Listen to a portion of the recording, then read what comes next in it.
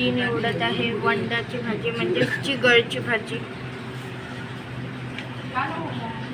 आत्या बनवते गाईज, आत्या बनवते आता भेळ.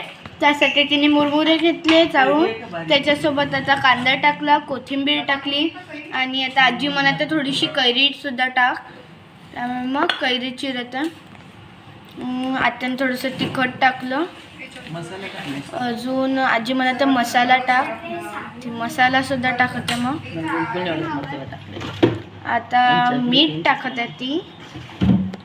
वाव, इथं काय मग कटपुतली सगळी. आणि आता कैरी चिरण्या सुरू आहे वरती. डायरेक्ट आता शेंगदाणे टाकले आणि आता टाकत आहे तेल. आहा, आजीने थोडंसं मेथकूट टाकलं. आता शेव वगैरे टाकणार आहे त्यात सगळं. आता टाकत आहे कैरी, त्याचबरोबर थोडंसं फरसाण.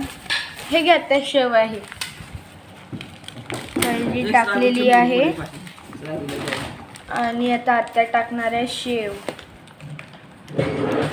हे टाकू का फरसाण वगैरे? हे उघड हे श्रावीसाठी ती टाकत आहे शेव. वाव, आणि आजी इथे शोधते फरसाण. मध्ये तिने थोडंसं आता जवळ दिलं फरसाण.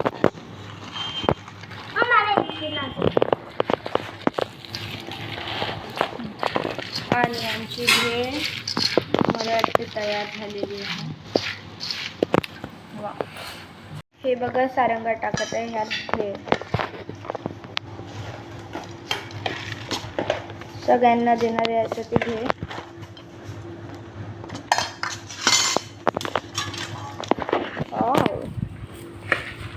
अमेझिंग.